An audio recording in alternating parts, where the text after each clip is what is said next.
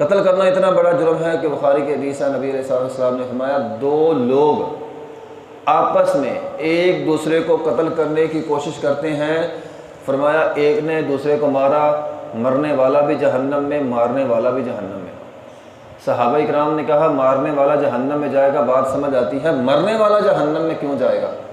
نبی علیہ الصلوۃ والسلام نے فرمایا مرنے والا جہنم میں اس لیے جائے گا کہ اس نے اپنے مسلمان بھائی کو مارنے کی کوشش کی ہے۔ یعنی کسی کو مارنے کی کوشش کرنا بھی اتنا بڑا جرم ہے کہ انسان جہنم کے اندر جائے گا۔ پھر ترمذی کے ایک حدیث ہے، نبی علیہ الصلوۃ والسلام نے فرمایا کل قیامت میں مقتول بندہ قاتل کے گریبان سے پکڑے گا،